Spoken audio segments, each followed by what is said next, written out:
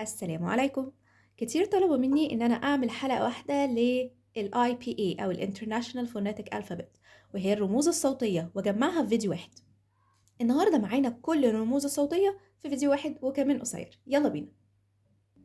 عرفنا إن الأصوات consonants و vowels. ال consonants إيه هم بقى؟ تعالوا نبتدي بال consonants. عندي nasals ودي الحروف اللي هي الصوت بيطلع من الأنف. مم تاني دي النيزلز. تاني صوت معايا وهو البلوسيفز، برضو من الكونسونانتس.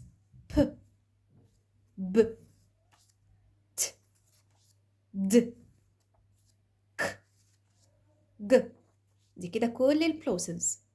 نيجي بقى للأصوات الفريكاتيفز. فريكاتيفز أصوات احتكاكية، بيحصل فيها زي احتكاك كده أو صوت زي صفير شوية. أما البلوسيفز هي أصوات انفجارية، بيطلع كده الصوت مرة واحدة. تعالوا بقى في الفريكاتيفز.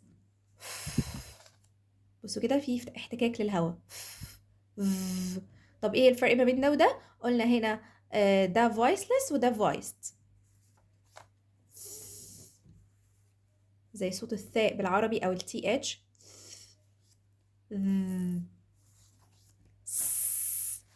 يبقى بصوا كده الفرق ما بين ده وده، ان هنا التي والاتش او الساوند بيطلع اللسان شويه صغيره، اما اللسان مش بيطلع. علشان كده بنحاول نفرق كتير ما بين التي والاتش و the sound of letter s.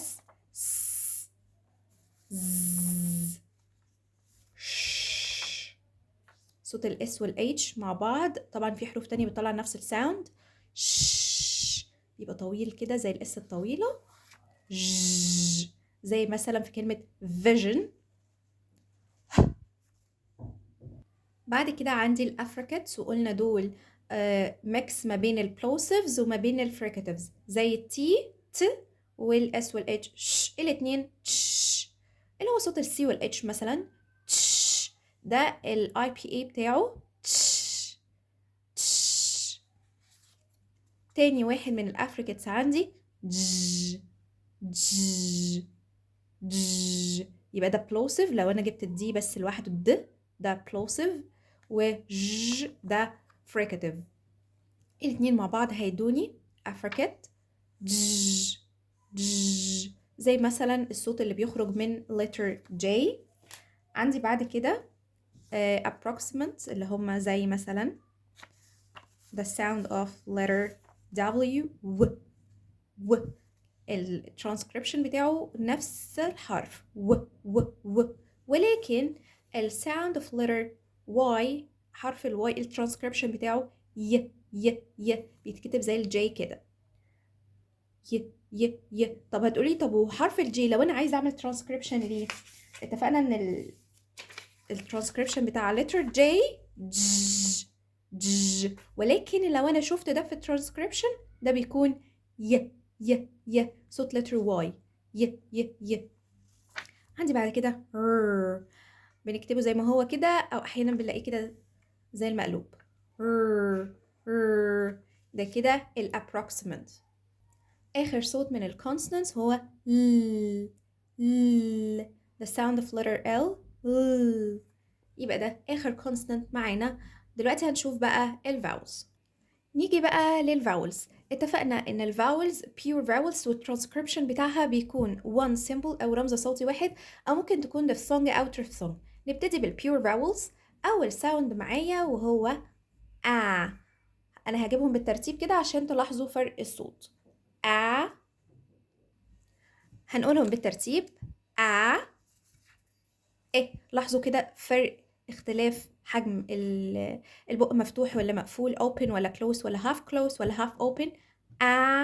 ده مثلا short vowel A. short vowel E. short vowel I. ده long E.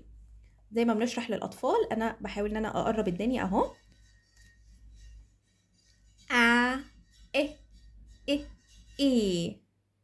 نيجي بقى للشوا. ده ملوش حرف معين، ممكن الشوا تخرج من حروف vowels كتيرة زي ال A مثلا، زي banana, sofa, ممكن نخرج من حرف الإي زي كلمة د. ممكن يخرج من كلمة ت. ممكن يخرج من إيه تاني؟ يعني حروف vowels كتيرة. يبقى ده شوا صوته أ أ أ. أضعف أصوات الفاولز أ أ أ. عندي بعد كده صوت أ زي short vowel U زي مثلا up أو cut.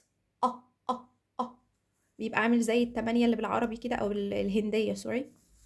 عندي بعد كده ده كده يو، ولكن أنا لو شلت اليه ساوند يبقى أو أو أو أو أو أو أو أو آه دي كده كل البيور vowels. بعد كده شرحنا ال diphthongs واتفقنا ان ال diphthongs بقى بيكتبوا ب two symbols رمزين صوتيين، وبيكون ان احنا بننطق كأننا one vowel وبننتقل للفاول التاني بسلاسة في نفس المقطع. نيجي لأول diphthong معانا A زي long A لما بنيجي نشرحها للأطفال. A I اللي هو اللونج I I زي حرف الآي بس لما بيجي مثلا في كلمة ice cream I ده الترانسكريبشن بتاعه. أوي ده عادة بيخرج من الأو آي أو الأو واي. أوي أوي ده كده أول مجموعة من الديفثونجز وهما front closing diphthongs. تاني مجموعة من الديفثونجز وهما back closing diphthongs زي أو أو. أو ممكن تخرج من الأول W زي كلمة cow. بصوا كده الترانسكريبشن بتاعه مختلف خالص عن الحروف. أو أو يبقى OW مثلا. ممكن OU زي cloud. أو أو أو أو out ماشي زي كلمة out. يبقى ده الترانسكريبشن بتاعه. عندي كمان O O بنقولها للأطفال long O يعني بقرأ الحرف زي اسمه O O زي مثلا كلمة cone.